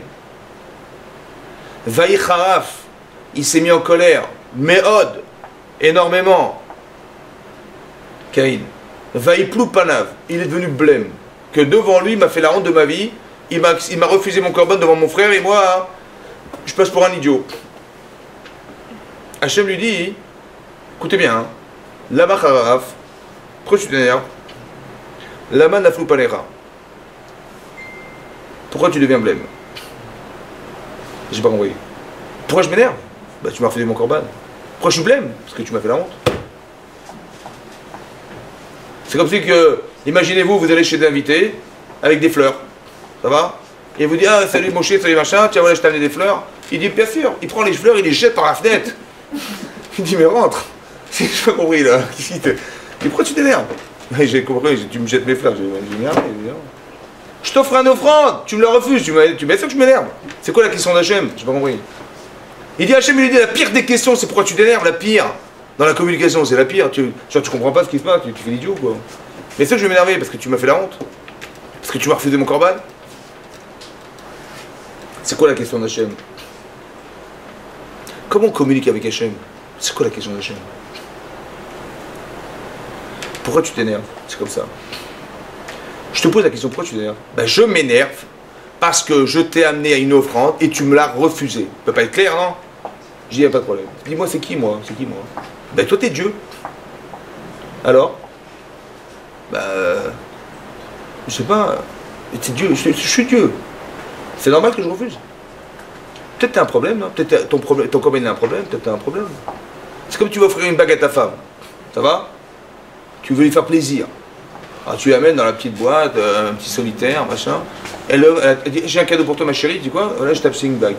Elle prend la bague, elle ouvre la boîte, elle fait, oh merci. Je suis quoi merci? Oh, 3000 balles. Elle a ouvert la boîte, elle fait, ah merci. Et je vais m'énerver, bien sûr. Attends, j'ai mis de l'argent. Moi, la bague, ça m'intéresse pas. Moi, c'est pour toi que j'ai fait la bague. J'ai acheté une bague pour toi. C'était pour te faire plaisir. C'est comme ça que tu me remercies. T'as pas honte. Ça te merci, comme ça. Hein? Bon, pourquoi elle est pas sautée, elle lui a pas sauté dans les bras? Pourquoi? Bah, manifestement, c'est pas ce qu'elle voulait. Hein. Alors, quand tu t'énerves, il faut que tu comprennes pourquoi l'autre, il est pas content. Pourquoi tu renvoies tout à toi? Tu dis, j'ai perçu 3000 €, machin, et tu me fais cette tête. Au moins, dis-moi merci avec un grand sourire, mais t'as pas compris. Peut-être que c'est pas ça qu'elle espérait. Pourquoi tu t'énerves? Quand tu communiques, pourquoi tu t'énerves? Hachem, il dit, pourquoi tu t'énerves? Pourquoi tu deviens blême? Essaie de réfléchir que c'est Hachem derrière. Oh! C'est Hachem derrière. Au lieu de dire, oh là là, j'ai dû faire une gaffe, j'ai pas dû jeter le beau bijou parce qu'elle est pas contente, j'ai fait une gaffe. Au lieu de dire, j'ai fait une gaffe, au lieu de dire, j'ai pas amené le bon corban, je remets en cause Hachem, je remets en cause ma femme. C'est pas normal. Qu'est-ce qui se passe? Après, Hachem lui dit comme ça. Attention, im tetif set. Si tu t'améliores, je te pardonne. Si tu t'améliores pas, la petach chatatrovetz. La faute, elle est tapée derrière la porte. La faute est dans ton cœur. Qu'est-ce qui s'est passé après? Hachem, est-ce qu'il lui dit quoi faire? Il lui dit, si tu t'améliores, je te pardonne. Il lui a dit quoi faire? Non. Il faut s'améliorer. On vous dit, il faut faire tes chouvas. Il faut faire quoi? C'est quoi faire tes chouvas? Il faut faire quoi? Je veux bien, mais il faut faire quoi? Je sais pas, moi. Hachem dit, si tu t'améliores, je te pardonne. Et sinon, tu vas fauter. Qu'est-ce qui s'est passé? Vayomer Caïn el Evel arrive. Il a dit Caïn à son frère Evel. On ne sait pas ce qu'il a dit. Il s'est levé et il a tué son frère. Hachem lui dit, dis-moi, il est où Evel, ton frère? Il dit, je sais pas. Est-ce que je suis le gardien de mon frère? Il est où Evel, ton frère? C'est quoi la question d'Hachem? Il est où Evel, ton frère? Il a dit, il est où Evel? Et il est où ton frère? Mais Evel, c'est son frère. Pourquoi Hachem, il a dit Evel est ton frère? Pourquoi les deux? Il est où Evel, ton frère? Mais Evel, c'est ton frère. Et ton frère est Evel. Pourquoi il a dit les deux? Allez, écoutez-moi bien. Tu sais pourquoi tu l'as tué? Parce que tu n'as pas su définir Evel. C'est qui ton frère? C'est quoi son nom? C'est quoi son identité? C'est quoi profondément ce qui fait la différence entre toi et lui? Dis-moi si tu avais su définir ton frère. Il s'appelle Evel. Il a un sens. On aurait pu faire ensemble quelque chose. Mais si tu l'avais défini, tu l'aurais pas tué. C'est pourquoi tu l'as tué? Parce que tu n'as vu que la forme. Tu n'as pas su définir ce qu'il est représenté psychologiquement chez toi. Tu ne lui as pas donné de contenu à ton frère. Qu'est-ce qu'il a de spécial, ton frère, qui te différencie de lui? Et que cette différence marque la différence et fait de toi un être différencié qui va faire que ton frère, tu seras content qu'il soit là parce qu'il a cette différence, elle va te combler un jour, non? Non? Il est où Evel? Il dit, ok, tu n'es pas psychologue, pas de problème. Mais il est Achicha. Il est ton frère. Ton frère. Si tu avais développé la fraternité, tu l'aurais tué ou pas? Ben non. C'était ça t'améliorer. Im tetif se'et. Ça veut dire, c'est quoi s'améliorer? C'est de comprendre les gens. De donner un sens aux gens. De donner une définition aux personnes. De savoir définir une caractéristique chez la personne. Qu'est-ce qui le différencie de moi? Quelles sont ses caractéristiques particulières? Si je sais définir ça, mais j'ai besoin de toi. Et à part ça, la fraternité. On est frères. Ces deux notions-là t'auraient empêché de tuer ton frère. Parce que si c'est ton frère, tu ne peux pas le tuer. Et si c'est vraiment une personne qui est différente de toi et qui peut être un complément de ce que tu n'es pas, parce que manifestement tu n'es pas l'autre, alors tu ne l'aurais pas tué non plus. C'est ça qu'il lui dit Hachem. Il est où Evel, ton frère? Il est où en toi, ton frère? Il n'est pas là, il n'est pas là. Il est où Evel? Il n'est pas là. C'est pour ça que tu l'as tué. Vous comprenez ça? Vayomer, il lui a dit. Alors j'ai pensé comme ça, parce que moi ce qui m'a paru bizarre, c'est pourquoi il est mort Evel. Qu'est-ce qu'il a fait Evel, le pauvre? Pour mourir. Vayomer. Tu sais ce qu'il a fait Caïn? Il a eu la force et le courage d'aller voir son frère et lui dire, dis-moi, parle-moi, dis-moi quelque chose. Il n'a pas répondu. Ça veut dire que peut-être la solution de Evel, de Caïn, elle était chez Evel. Mais il n'a pas communiqué. C'est ça sa faute peut-être. Vayomer Caïn et Evel arrive. Il a dit à son frère, il a eu le courage d'aller voir alors que l'autre il est le numéro 1. Et l'autre, Caïn, c'est le number 1. C'est dur d'être un. Ma mère, elle m'a dit que j'étais un numéro 1. Toute ma vie, j'ai couru après cette image. Et j'ai vu que mon frère, on lui accorde ses corbanotes, machin, moi non. J'ai pas envie d'être numéro 2, moi. Il a été victimisé par l'image qu'on lui a donnée un jour. Vous avez compris qu'au niveau de la communication parentale, c'est un problème. Elle a dit, tu t'appelles Caïn. Tu es le numéro 1 créé de la création du monde. Et ça lui porte un préjudice parce qu'il n'est pas capable d'assumer le numéro 1. Donc il est dans l'image. Donc l'autre, il prend sa place, alors malade. Donc pour ne pas souffrir d'être le numéro 2 et de rester numéro 1, la seule manière, c'est de tuer son frère. Alors qu'en vérité, pourquoi tu n'exerces pas ce facteur commun que tu as, c'est d'être un être humain et d'associer nos différences plutôt que de détruire la différence. Dans la communication, vous comprenez au départ. Quand la lune, elle dit au Hachem, mais pourquoi 2 astres? Ça veut dire quoi? Élimine l'autre. À quoi ça sert d'être 2 rois sur une même couronne? Ça sert à rien. C'est-à-dire qu'on a une volonté de croire que l'indépendance, c'est d'éliminer les autres pour être indépendant. Mais c'est faux. Tu vas devenir indépendant par l'autre. Tu vas devenir femme parce que tu as un mari. Tu vas devenir un homme parce que tu as une femme. Tu vas devenir un père parce que tu as des enfants. Tu as besoin des autres. Dans la communication, c'est comme ça qu'on se construit. C'est ça que ça veut dire. Alors quand on n'a pas compris ce principe, ben forcément on est dans la haine, dans la jalousie, dans la bêtise. Par exemple, dans la paracha de Vayeshev, c'est marqué là-bas que Yaakov Avinu, il avait un enfant qu'il préférait en particulier, Yosef. Il lui apprend la Torah. Et il lui offre un beau vêtement. Cette différence, elle dérange. Vaïrou et Chav, dit la Torah, ils ont vu ses frères, qui auto à Avaviem Mikol Echav, que lui, il était préféré de son père, parmi tous ses frères. Vaïsnu auto, ils l'ont haï. Est-ce que vous croyez une seconde que quand Yaakov il a offert un cadeau à son fils, quand il lui a pris la Torah, c'est pour créer la haine, la jalousie, la différence? Hein? Non. Mais tu sais ce que voient les enfants? Ils n'ont pas ta logique. Un enfant, il ne réfléchit pas comme un adulte. Tu dis, mais moi, je lui ai appris la Torah, mais moi, je lui ai offert un cadeau parce qu'il a bien travaillé, évidemment. Évidemment. Mais l'enfant, il ne regarde pas comme ça. Il voit que, finalement, tu fais du favoritisme. Finalement, ils ont vu les frères que leur père préférait Yosef que ils se sont sentis rien, vidés. Ça va? Comme si qu'il y avait une forme d'indifférence. Et ça crée de la haine. Un désir d'éliminer ce qui nous fait souffrir. Vous avez compris? On est toujours dans le même problème. À chaque fois, c'est la même chose. On veut toujours éliminer que ce qui nous fait souffrir. Mais là, c'est mon père. Parce que mon père, il fait des différences. Mais dans son comportement, lui, il a sa logique de père. Mais il ne se rend pas compte qu'il communique des messages qui sont l'inverse de ce qu'il espérait un jour. C'est un truc de fou, ça. Très attention, faire attention que quand vous faites des choses dans la vie, il faut réfléchir non pas pourquoi vous les faites, mais comment ça va être perçu par ceux qui le voient. Tu dis, mais moi je sais pourquoi et je l'ai fait, moi je peux t'expliquer. J'ai compris, mais ça c'est ton explication. Mais comment tes enfants ils le voient?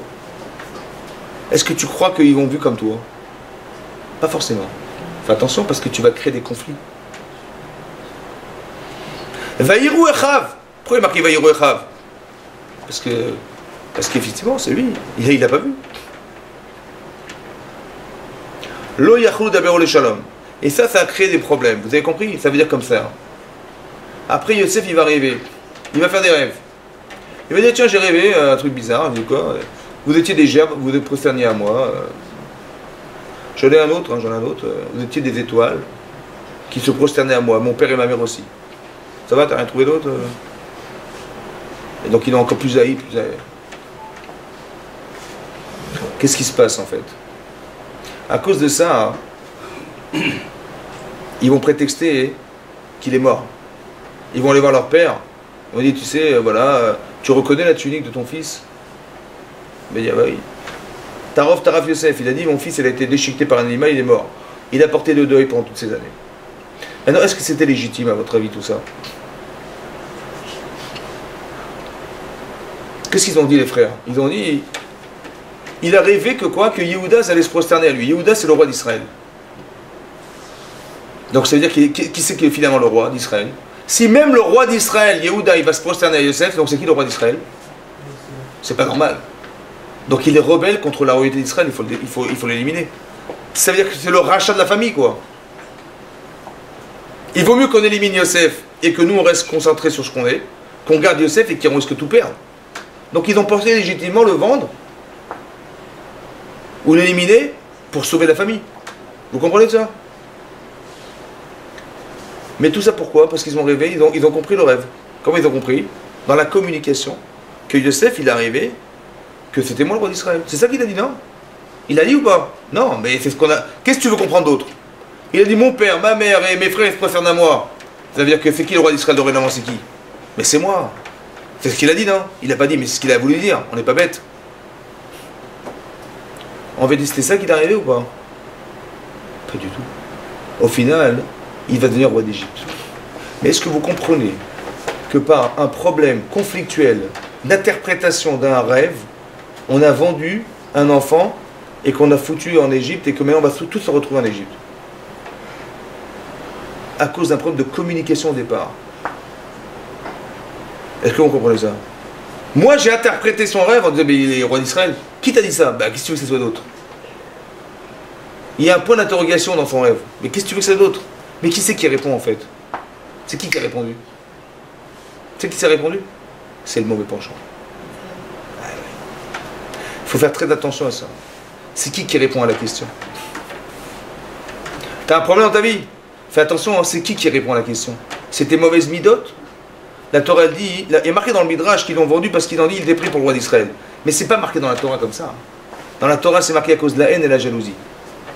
Ça veut dire que ce qui est moteur, ce qui est à l'initiative d'un problème de communication, ça peut être un problème de midote.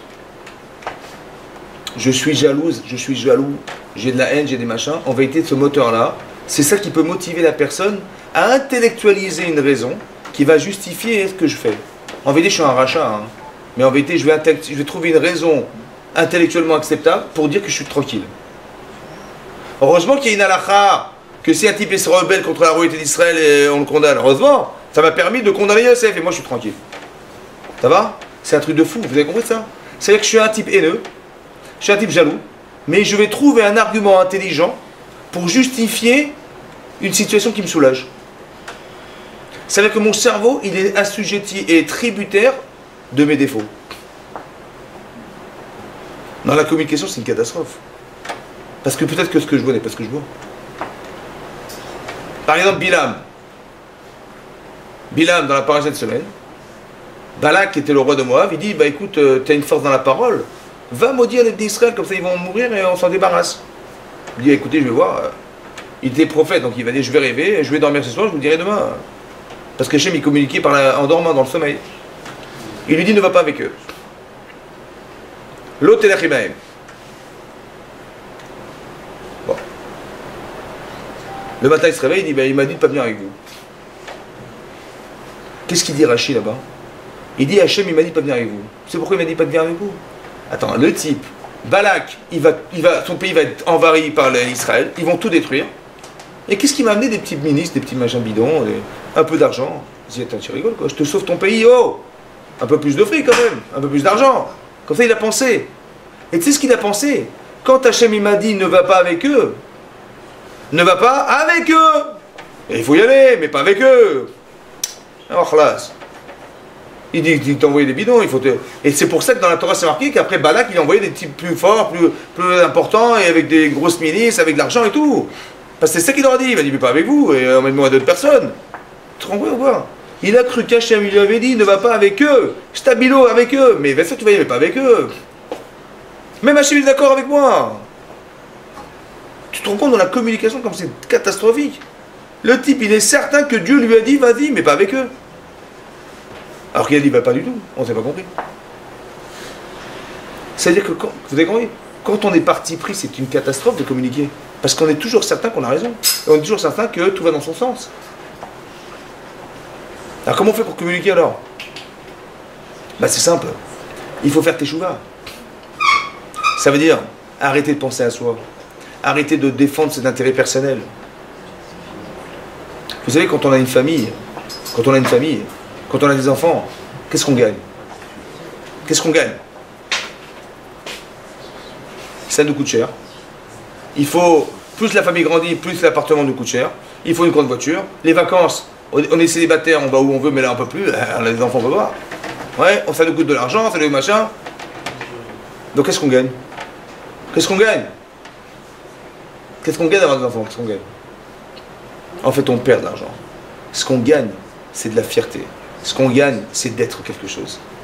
Ce qu'on gagne, c'est du spirituel. Il faut que tu comprennes dans ta vie un jour que l'intérêt, c'est pas ce que tu vas gagner.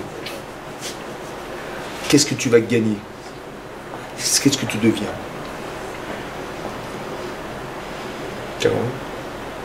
Dans la communication, ce que tu fais, tu vois ton frère, il fait ça, tu vas perdre. Hein. Mais qu'est-ce que tu gagnes? Tu gagnes à te dire, voilà, je suis confronté à un problème. Comment je le solutionne? Mais quand je l'aurais solutionné, je serais devenu une autre personne. C'était ça mon épreuve. Mon épreuve, c'est pas de gagner, c'est de devenir. Il vous arrive une épreuve. Par exemple, vous passez un examen. Ça va? Et vous réussissez. Est-ce qu'après l'examen, la réussite, vous dites, ah, mais c'était dur, oh là là, c'était galère. Et tu as réussi l'examen, tu dis, bah, tu fais la fête, tu vas inviter tes copains, tes copines au restaurant, on va manger un truc. Pourquoi quand tu as une épreuve, tu dis la galère? Mais non, une épreuve, tu ne seras jamais la même personne avant et après, évidemment. Pourquoi tu ne regardes pas ce que tu deviens par l'épreuve plutôt que de dire ce que je vis dans l'épreuve? Imaginez-vous, un jeune couple, ils ont un bébé de 3 mois. Ça va? On est Shabbat, et le gosse il a la bronchiolite, il tousse 3 mois, il est tout maigre, il pèse 4 kilos, il se dessèche. Alors les parents ils sont paniqués, on est Shabbat, qu'est-ce qu'on fait? On appelle le médecin, on va... Bon. Ils disent on va attendre Motsei Shabbat, et le gosse il tousse, il crache des trucs. La fièvre. Bon, après évidemment Motsei Shabbat, ils appellent le médecin, ils disent qu'est-ce que vous faites? Mais elle l'a mené en urgence à l'hôpital. Ils vont à l'hôpital. Ils vont là-bas, ils disent oh là là, il est en mauvais état et tout, on va essayer de faire baisser la fièvre, et on va essayer de le dégager, il l'étouffe carrément. Hein. 3 mois, il étouffe. Et la mère, elle pleure, et le père, il est comme un fou, et tout, il passe la nuit à l'hôpital. Et ils n'ont toujours pas de nouvelles, on n'a pas réussi à faire descendre la fièvre. Horrible. Le matin, hein, ça va un peu mieux, et à midi, il est sorti d'affaire. Ça va? Vendredi à midi, très bien. Dimanche midi, très bien. Mais entre deux, catastrophe. Catastrophe. On a failli perdre cet enfant. Catastrophique. Qu'est-ce qu'il veut, Hachem? Il veut nous angoisser, quoi. Il n'a rien à faire que de nous angoisser la vie, quoi. Qu'est-ce qu'il veut, Hachem? Hachem, qu'est-ce qu'il veut? C'est Mina Shamayim ou pas? Qu'est-ce qu'il veut, Hachem? Alors, je vais vous dire, on a fait des bêtises, des avérotes, des machins. C'est ça que... Qu'est-ce qu'il veut, Hachem? Dis-moi, vendredi à midi, tu te rappelles? Ouais. Tu aimes ton fils ou pas? Ah oui, j'aime. Combien? Combien tu l'aimes? Ben, je sais pas, comme tout le monde. En vérité, tu sais pas. Je vais t'apprendre, je vais te dire combien tu l'aimes. Quand tu étais à l'hôpital, Shabbat, Motsei Shabbat, toute la nuit, t'as pleuré ou pas? Il dit, oui, bien sûr. Tu sais quoi? Maintenant, tu sais combien tu l'aimes. Est-ce que dimanche à midi, ça sera le même rapport parental que tu avais avec ton fils vendredi? Bien sûr que non. Donc Hachem, qu'est-ce qui t'a permis? Qu'est-ce qui t'a permis, Hachem? Il t'a permis de devenir cette femme et cet homme capable d'aimer. Mais vraiment, hein, tu as la conscience de l'amour que tu n'avais pas avant. T'as changé ou pas? T'as gagné quelque chose. Alors pourquoi tu te plains? Tu dis, ah, les mauvais souvenirs, les machins, là, là. Mais t'es bête ou quoi? Pourquoi dans ta communication avec Hachem, tu crois qu'Hachem il est là pour te taper dessus? Arrêtez de croire. Arrêtez de parler de ce que vous vivez. Essayez de comprendre ce que vous devenez. Tu deviens une femme qui aime son enfant. Pourquoi vous croyez que tous les vôtres avec Hachem, ils ont failli perdre leurs enfants?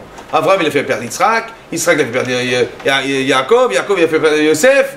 Pourquoi? Pourquoi? C'est pourquoi? Parce que tu n'as pas la conscience de ce que tu aimes. Il n'y a que dans le manque que tu vas le savoir. Maintenant, il faut qu'Abraham, il donne tout l'amour qu'il a à Yitzhak. Il faut qu'Israël donne tout l'amour qu'il a à Yaakov. Et Yaakov, il faut qu'il donne tout l'amour qu'il a à Yosef. Mais comment il va savoir? Eh bien, la difficulté d'appréhension et le manque, ça crée la conscience. Tu peux pleurer toute ta vie, hein, mais ça ne sert à rien. Regarde ce que tu deviens. Tu deviens personne aimante. Aimée, tu sais. Mais c'est comme ça qu'Hachem, malheureusement, il est obligé de passer par ça pour te donner sa conscience de ce qui t'entoure. Évidemment. Alors arrête de voir. Lui, ça va dire, tu vois, Dieu, il t'aime pas. Et Dieu, il veut que tu crèves et tes gosses avec. Alors, ce n'est pas du tout ça. C'est pour ça qu'on apprend la Torah, vous avez compris? On apprend la Torah pour comprendre comment on communique avec Hachem. Comment on communique avec les autres. Quel intérêt d'avoir été créé seul? Quel intérêt d'avoir, sur le plan parental, sur le plan professionnel, sur le plan... Tout ce que vous allez vivre a un sens. Quand on dit ça, c'est Mina Shamaim, ça veut dire que ça vient d'Hachem, ça veut dire qu'Hachem, il t'envoie un message. Essayez de décrypter les choses, de comprendre ce que vous avez gagné en être.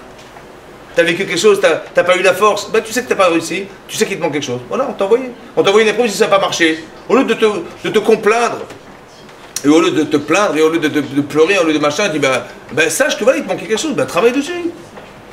Et tu vas voir que tu as manqué de courage, tu as manqué de ténacité, tu as manqué de concentration, tu as manqué de, je sais pas moi, d'empathie, tu as manqué, voilà, ben, tu sais ce qui te manque.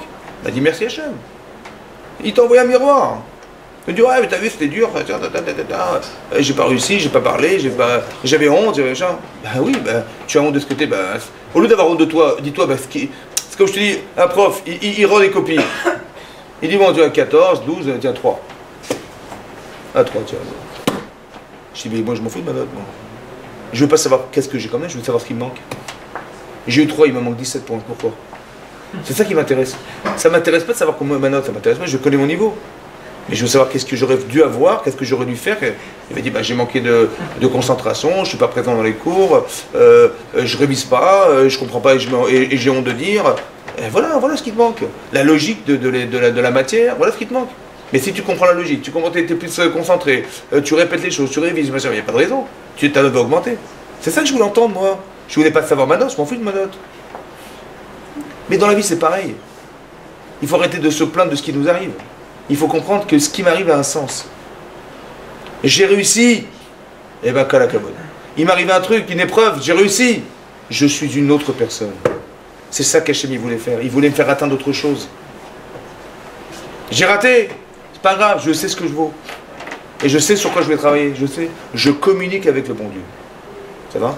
C'est ça qu'il faut comprendre dans la vie. C'est ça le sens de la communauté. Vous avez compris comme c'est pas important? Et c'est important d'avoir les bonnes lunettes. Parce que Paro, manifestement, il voit mal. Il est sûr et certain qu'il a raison. Les frères, ils voient mal. Les frères de Yosef, ils voient mal. Il faut être certain qu'on a les bonnes lunettes. Il faut nettoyer ses lunettes. Ça veut dire, t'es sûr que tu vois bien ce que tu penses? C'est sûr que tu vois? T'es sûr? Dans la communication, t'es sûr ou pas? Mais vérifie. Parce que peut-être tu vois mal. Peut-être que tu interprètes des choses. Peut-être que ce qui t'intéresse, tu l'as dit. Le souci qu'on a, c'est d'être sûr que ce qu'on voit, hein, c'est ce qu'Hachem voulait nous montrer. Ouais, c'est dur, ça. On fait teshuva pour quoi faire? La teshuva, c'est pas de la religion. La teshuva, ça permet d'améliorer le regard qu'on a sur les gens et sur la vie. Je me remets en cause. Je sais que j'ai des défauts et ça me porte préjudice. Et bien, je travaille dessus. Je fais teshuva. Et vous allez voir que votre vie va s'améliorer. Votre rapport à l'autre va... Dans des conflits de couple, le type il dit, moi je m'en fous, je reste un homme, tu t'es marié avec moi, tu te débrouilles. Je sais pas moi, c'est pas ça un couple, c'est que tu t'améliores, tu deviens une autre personne. Le conflit qui va être engendré par la relation à l'autre, elle doit te permettre d'évoluer. Pourquoi tu n'évolues pas? Tu restes le même, tu dis, ah tu vois, on s'entend pas. Comme le type il vient voir, il me dit, voilà ma femme, elle m'a fait ça, j'en ai marre, je divorce. L'autre il me dit, mon mari, mais vous rigolez, mon mari il est comme ça, je divorce. J'ai dit, écoutez-moi bien. En vérité, vous avez fait le plus dur. C'est de comprendre quel est le problème de l'autre. Ben, c'est là que ça démarre. Tu aimes ton mari? Ben aide-le. T'aimes ta femme? Ben aide-la. Aide-la à être meilleure. Le entre nous qui nous sépare. Mais répare-le. Parce que quand tu as éliminé le entre nous, tu dis ma femme elle est comme ça. Donc entre nous il y a un truc qui ne va pas. Mais réparer ensemble ce qui ne va pas. Par amour pour l'autre. Et dans ce cas-là, quand tu élimines entre nous, ben je retrouve ma femme, je retrouve mon mari évidemment. Et là je deviens une sadéquette et je deviens une sadique évidemment, c'est comme ça. C'est comme ça. Dans la communication. Pas de dire, ouais, j'ai fait un constat, elle n'est pas exactement comme je voulais, et je me sépare. Mais t'as rien compris, mon chéri. Évidemment qu'on n'est pas parfait, évidemment. On t'a mis dans un bain qui s'appelle le mariage pour que tu comprennes que quand tu vas te marier, tout va pas être rose, mais normal, puisque de toute façon il y a des choses à améliorer. C'est pour ça qu'on s'est marié aussi, non? Pas pour avoir des gosses et des machins, c'est parce qu'on veut devenir d'autres personnes. J'ai envie de devenir un couple. J'ai envie qu'un jour, ma femme, elle fasse partie de mon existence. J'ai envie que mon mari fasse partie de mon existence, donc je vais être complètement entier avec lui ou avec elle. Évidemment, c'est comme ça. Sa souffrance, c'est la mienne. C'est ça qu'on apprend dans la Torah. Elle a dit, mais comment tu as osé dire je? Mais nous n'avons pas d'enfants. Quoi, je suis une machine, je suis quoi, Communiquer. Yaakov, il donne des cadeaux à son fils, il ne se rend pas compte qu'il crée de la haine. Communiquer. Quelle image tu renvoies? Vous avez compris? C'est très important ce qu'on dit ce soir. C'est ça qu'il faut comprendre, que dans la communication, on doit être entier. Mais il faut comprendre tous les mécanismes pour ne pas faire des erreurs. Voilà. Pour que Be'ezrat Hashem, on puisse être des tzadikim, amen, qui